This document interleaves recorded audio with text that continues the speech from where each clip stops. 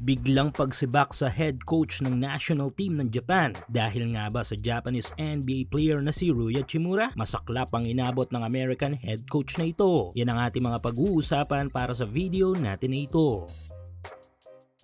So ilang linggo na nga lang ay magaganap na ang second window ng FIBA World Cup Asian Qualifiers at maliban sa ating national team na Gilas Pilipinas ay may isang team na inaabangan din ng ilang mga Pinoy basketball fans. Ang kasalukuyang powerhouse team sa Asia, ang Akatsuki Japan o ang Japan National Team. Sa ngayon kasi ang Japanese team na ito ang may tangan ng pinakamagandang track of record sa FIBA. Kung natatandaan ay sila din ang kaisa-isang kupunan sa Asia na nakatago sa Olympics nakaraan. Yes, masasabi nating nalampasan na nila ang China na dating pinakamalakas na national team sa Asia. Walang duda nga yan dahil nga sa kanilang papagandang basketball system. Mula sa kanilang liga na Japan B-League, players development na umabot pa sa point na nakapagpapasok sila ng mga players sa NBA at hanggang dito nga sa kanilang pambansang kupunan. Syempre hindi lang sa mga players ang credits ng lahat ng tagumpay na ito kundi dahil din ito sa coaching staff ng Japan at sa kanilang head coach. Heto nga yung former NBA player at WNBA coach na si Coach Tom Hoves. Hindi lang sa men's team kundi even sa women's team ng Japan ay may mga achievements na naibigay si Coach Tom. Ilan lang dito ay ang pagkakakuha ng silver medal ng Japan women's team sa 2020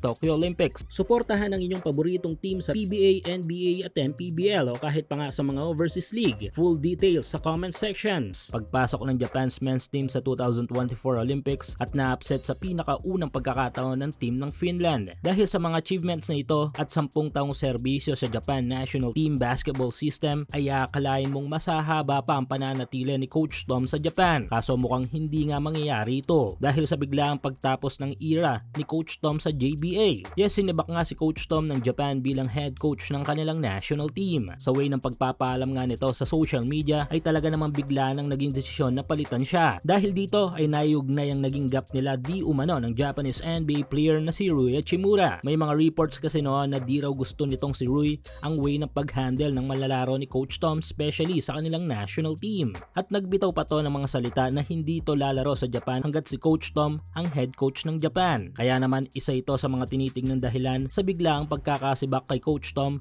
ng Japan National Team. Sayang hindi ba? Sa track ng mga laro ng Japan sa FIBA ay naging malaking tulong itong si Coach Tom. Kaso parang naging matinding pagpili kasi ang ginawa ng Japan dito na kilala sa pagiging makabayan talaga nila. Magandang halimbawa na nga dito ay ang pagpili ng former Japanese NBA player na si Yuta Watanabe sa kanilang local league over NBA na may ipaparehas sa case na ito dahil nga mas pinili ng Japan ang kanilang local player kesa dito sa foreign coach.